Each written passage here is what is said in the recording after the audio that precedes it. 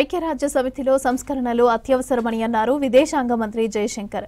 ప్రపంచం ప్రాధాన్యాలను ప్రతిబింబించేలాగా యుఎన్ నిర్ణయాలు ఉండటం లేదన్నారు. దేశ భద్రతకు కేంద్రం అధిక ప్రాధాన్యత ఇస్తోందన్నారు రక్షణ మంత్రి రాజ్నాథ్. వాణిజ్య ఒప్పందాల విషయంలో భారత్ ఎవరి ఒత్తిడికి తలొగ్గదని అన్నారు బీజేపీ నేతలు.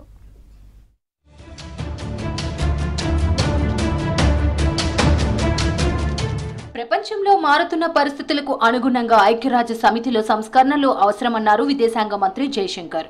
యునైటెడ్ నేషన్స్ పనితీరుపై తీవ్ర అసంతృప్తి వ్యక్తం చేశారు. ప్రపంచం ప్రాధాన్యాలను ప్రతిబింబించేలా ఐక్యరాజ్య సమితి నిర్ణయాలు ఉండడం లేదన్నారు. యుఎన్ 80వ వార్షికోత్సవం సందర్భంగా పోస్టల్ స్టాంప్ రిలీజ్ చేశారు. ప్రస్తుత వివాదాల కాలంలో శాంతి అనేది అవసరమని చెప్పారు. ఇప్పటికైనా అర్థవంతమైన సంస్కరణలు చేపట్టాలని పిలుపునిచ్చారు Jayashankar. When a sitting Security Council member openly protects the very organization that claims responsibility for the barbaric terror attack such as at Pahalgam, what does it do to the credibility of multilateralism?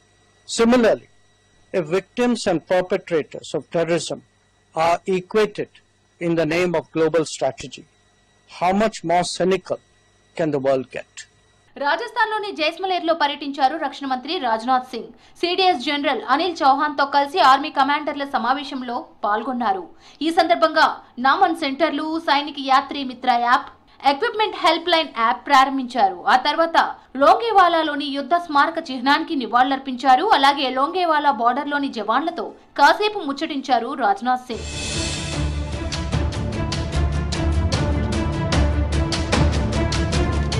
Bharat America మధ్య వాణిజ్య చర్చలు కొనసాగుతున్నాయన్నారు కేంద్ర వాణిజ్య శాఖ మంత్రి Piyush Goyal. Trade అగ్రిమెంట్ల విషయంలో భారత్ ఎవరి ఒత్తిడికి తలొగ్గదని చెప్పారు. పీఎం మోదీ సర్కార్ హడావిడి నిర్ణయాలు తీసుకోదని తెలిపారు.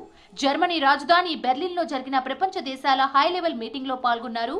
అభివృద్ధి చెందిన దేశంగా మారడానికి భారత్ వ్యూహాత్మకంగా వ్యవహరిస్తున్నట్లు చెప్పారు Goyal. Trade deals are not only about tariffs, it's not only about access of goods or services. It's also about trust. It's also about relationships.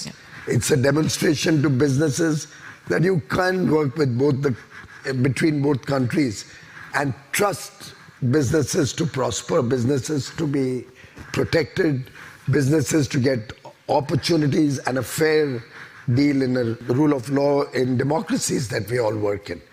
Uttarakhand అభివృద్ధికి కేంద్రం అన్ని విధాలా సహకరిస్తోందన్నారు ఆ రాష్ట్ర సీఎం పుష్కర్ సింగ్ ధామీ. తనక్పూర్లోని శారదా కారిడార్ ప్రాజెక్టు పనులను పరిశీలించారు. అలాగే పలు అభివృద్ధి పనులకు శంకుస్థాపనలు చేశారు. శారదా కారిడార్ నిర్మాణంతో ఉత్తరాఖండ్లో పర్యాటకం మరింత వృద్ధి చెందుతుందన్నారు సీఎం ధామీ. हमारा रोटी बेटी का संबंध नेपाल से है.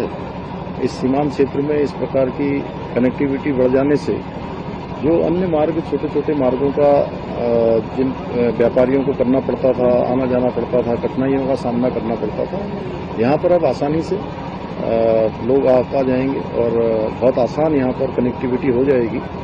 मैं इस क्षेत्रवासियों को भी और आदरणीय प्रधानमंत्री जी को, नरेंद्र मोदी जी को बहुत धन्यवाद करता हूँ. దేశాభివృద్ధి లక్ష్యంగా మోదీ సర్కార్ పనిచేస్తోందన్నారు బీజేపీ నేతలు. వికసిత్ భారత్ సాధనలో ప్రతి ఒక్కరూ భాగం కావాలన్నారు కాషాయ లీడర్లు.